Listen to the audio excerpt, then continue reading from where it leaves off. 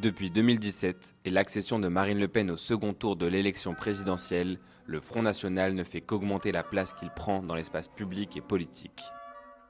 Entre cette explosion politique et la mainmise des milliardaires conservateurs avec des projets politiques d'extrême droite sur les différents groupes médiatiques, l'arrivée de gouvernances d'extrême droite au sein de collectivités territoriales et nationales devient une malheureuse réalité. Je suis Marwan, bienvenue dans Rester ou Abandonner.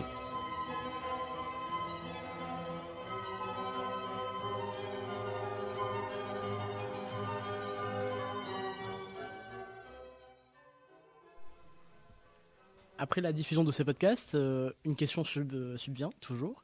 Que faire si l'extrême droite arrive à la tête de nos organisations, que ce soit collectivités territoriales, associations ou nos financeurs principaux? Parce que c'est aussi une des questions principales qu'on a quand on travaille dans l'associatif, c'est que on peut être soumis à des coupes budgétaires qui viennent de nulle part, comme par exemple l'a fait soit le maire de Béziers, soit le maire de Perpignan, des maires d'extrême droite qui coupent les subventions aux associations qui ne lui plaisent pas. Donc si vous avez des interventions. Déjà, je pense que la première chose à faire, c'est de faire en sorte que l'extrême droite n'arrive pas au pouvoir. Donc là, l'année 2027 va arriver. Il va y avoir donc une campagne qui va avoir lieu.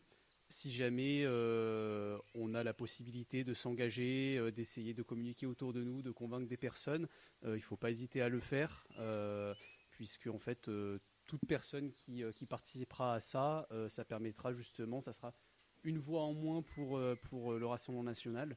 Donc déjà voilà, c'est la première chose. Si jamais d'aventure, malheureusement, il venait à passer et donc à déclencher tout ce qui est des coupes budgétaires dans la culture, dans le social, dans l'éducation, à ce moment-là, je pense que tout dépendra. Je pense que je continuerai à travailler dans la structure dans laquelle je travaille.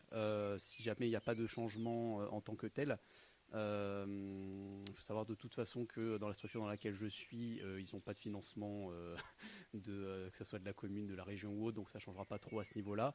Mais si jamais il y a du début de changement de pratique ou de mentalité ou autre au sein de ma structure, il est clair que j'essaierai de changer les choses en interne, puis ensuite, sinon je partirai si jamais je vois que ça ne sert absolument à rien. Donc moi j'ai déjà répondu, il y a mon témoignage dans le podcast, mais en fait j'ai changé d'avis après un peu plus de réflexion.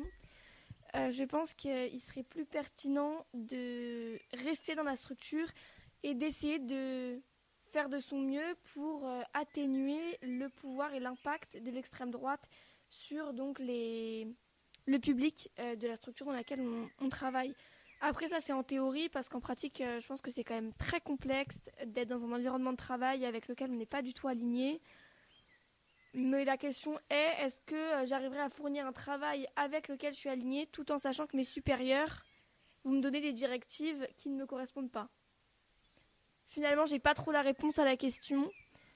Je rajoute une question, quoi. Et donc c'est à partir de ce moment-là du coup que vient la question principale, presque, de comment répondre. C'est-à-dire qu'on peut opter pour une première solution qui serait de démissionner ou de saboter, comme on l'a vu du coup à travers les différents épisodes du podcast, mais qui rentreront du coup forcément dans une politique d'abandon ou malheureusement de laisser un peu les publics du moment dans une situation de grande précarité, de grande vulnérabilité, pour espérer peut-être des meilleurs résultats sur un plus long terme, ou au contraire agir dès maintenant pour minimiser l'impact de l'extrême droite pour du coup aider les publics, mais peut-être permettre à cette politique et à cette gouvernance de perdurer et donc sur un long terme avoir un impact plutôt négatif. Vincent ? Il faut savoir qu'historiquement, il y a quelque chose qui est très intéressant, c'est qu'en fait, le travail social en tant que tel, il a été pensé au tout départ comme un outil de contrôle de la population en fait. Il faut savoir qu'on est issu un petit peu de cette histoire-là. Notamment, j'ai l'exemple des éducateurs spécialisés qui ont été créés, le statut a été créé sous le régime de Vichy. Donc en fait, il faut voir que déjà nos métiers, on est en contact avec des personnes qui sont vulnérables. Il faut déjà voir qu'il y a cette historique-là. Après, il faut voir, entre guillemets, si jamais on nous demande par exemple des informations personnelles sur des publics qui sont, parce qu'on est en contact avec des publics qui sont en fragilité. Donc si jamais on commence à nous demander des informations personnelles en disant que c'est la nouvelle directive, que maintenant il faut commencer à donner des informations, que maintenant il faut essayer de catégoriser les personnes qu'on accueille, qu'est-ce qu'on fait exactement avec elles et des choses comme ça, à ce moment-là, effectivement, il faut en tout cas essayer de privilégier l'intérêt du public, je pense, dans nos métiers avant celui de directives froides qui seraient venues d'en haut ou autre, et essayer de tout faire pour atténuer. Si effectivement ça ne fonctionne, on n'a pas forcément le choix ou autre, essayer de saboter un petit peu les informations qu'on donne, modifier 2-3 informations à l'intérieur de ce qu'on donne, essayer de perdre ça dans la masse, mais faire en sorte que ça sabote totalement, entre guillemets, le fichage ou autre. Rajouter 3 lettres dans le nom de famille, par exemple, essayer de l'orthographier différemment, des choses comme ça, si jamais on nous demande ça, par exemple. Voilà. Moi, personnellement, pendant le stage que j'ai pu effectuer dans le cadre de mes études, j'étais dans une structure très engagée. Et en fait, vraiment, genre le fait qu'il y avait les élections municipales et que la droite pouvait passer dans la ville de Bobigny, qui est communiste en fait, ça pouvait totalement supprimer la structure dans la ville. Alors que c'est la seule structure qui met en avant les cultures urbaines et actuelles, des musiques actuelles. Et du coup, genre, c'était très stressant pendant le stage, en mode, demain, en fait, le truc ils ferment, en fait, c'est ça, genre, ok.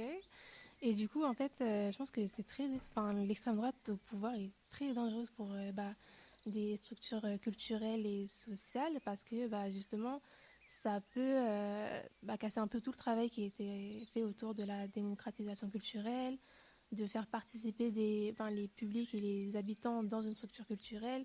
Enfin, ça peut vraiment tout casser et imposer. Enfin, je trouve que l'extrême droite impose beaucoup des choses et ne laisse pas forcément les gens co-construire ou donner leur propre avis. Et je trouve que c'est hyper dommage et pensez à ce que vous allez voter pour 2027 en fait. Après, comme je l'avais dit dans le podcast, une des armes essentielles qu'on a, nous, en tant que travailleuses et travailleurs sociaux, c'est vraiment le syndicat, ou en tout cas l'organisation collective, que ce soit par assemblée générale, par syndicalisme, par autres organisations qui existent. Parce que aujourd'hui, comme disait Marwan, en fait, on a des possibilités d'action individualiste, donc la démission, le sabotage individuel quand on n'a pas forcément le choix, les ruptures conventionnelles, etc. Et en fait, c'est des choses qui, ok, ça nous touche nous, c'est nous on part parce qu'on a les valeurs, etc. Mais derrière, on laisse quand même tous nos camarades qui vont devoir rester au bottes du Front National parce que, en fait, ils n'ont pas forcément les moyens de démissionner parce que derrière, ils ont des enfants à nourrir, ils ont un logement à payer. Et en fait, on n'est pas tous égaux face à l'abandon de poste, en fait. Et oui, aujourd'hui, l'outil syndical est un outil extrêmement essentiel parce que ça nous permet de nous réunir collectivement autour de cette cause, peu importe notre niveau de vie, peu importe notre niveau d'action possible. Mais en fait, en tant que collectif, on est fort et on l'a toujours démontré dans l'histoire sociale de notre pays et dans l'histoire sociale en général. En fait, on n'aurait jamais eu les congés payés s'il n'y avait pas eu le Front populaire de 36 et les grèves de 36. Il n'y aurait jamais eu les accords de Matignon si en mai 68, les étudiants et les ouvriers n'étaient pas allés dans la rue ensemble. Voilà, et on n'aurait pas abandonné le CPE si nous, étudiants, on ne serait pas allés dans la rue pour lutter contre. Le projet d'évacuer de l'université, il ne serait pas abandonné si en 86, on n'était pas allés dans la rue. En fait, en tant que travailleuses et travailleurs, on a un outil principal, un rapport de force essentiel, c'est l'outil syndical, c'est l'outil collectif, et c'est celui qu'on doit absolument mobiliser. En plus, on est sensibilisé à ça parce que notre travail social, c'est littéralement du travail en collectif. Donc il faut aussi se saisir de la chance qu'on a d'avoir cette facilité à travailler dans ça. Ça revient un peu à ce que Ernesto a dit, mais en fait, pour moi, la solution, c'est absolument pas de partir parce qu'en fait, si tout le monde part, on sera forcément remplacé et on ne sait pas par qui on peut être remplacé. On peut être remplacé par des personnes encore bien plus vicieuses et qui justement potentiellement auront plus des pensées d'extrême droite que ce que nous on pouvait être en tant que gauche.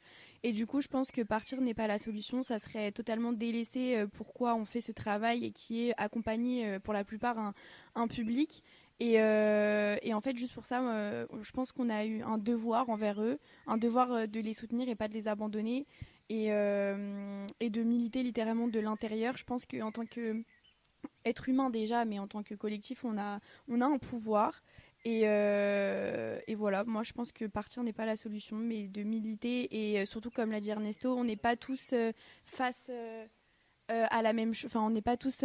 On fait pas face aux mêmes problématiques. C'est facile de partir, mais pour avoir quoi après? Pour être au chômage, pour même potentiellement ne pas l'être, ne plus avoir de revenus et finir à la rue. Enfin, il y a plein de. Il faut penser à soi, mais penser aussi au public qu'on accompagne. Pour moi, c'est vraiment le premier point. Donc moi, personnellement, je partirai pas, je resterai pour eux. Après, bien évidemment, si ça part vraiment trop loin, je partirai pour mon bien-être personnel. Mais faut penser à eux, en fait. Pour moi, c'est le principal. Et concernant, je voulais rebondir sur les syndicats. Concernant les syndicats, il faut bien se syndiquer au niveau local et faire des initiatives locales, se réunir au niveau local. N'attendez pas des centrales syndicales nationales qu'elles prennent position fortement sur certains sujets. Alors parfois elles le font, mais parfois ce qu'elles organisent, on va pas se mentir, c'est des manifestations un petit peu éclatées. Et ils organisent ça. Ils disent voilà, telle date, on va se réunir. Et entre les dates de date, il n'y a rien qui se fait. Donc ne vraiment pas hésiter à faire de l'action collective, mais récurrente, qui dure dans le temps et qui est quand même de l'impact régulier. Très bien. Eh bien, merci beaucoup pour avoir écouté cette série d'épisodes de podcast autour de l'extrême droite. On pense que c'est un sujet extrêmement important au vu de la temporalité. On est à 1 an des élections présidentielles et potentiellement législatives.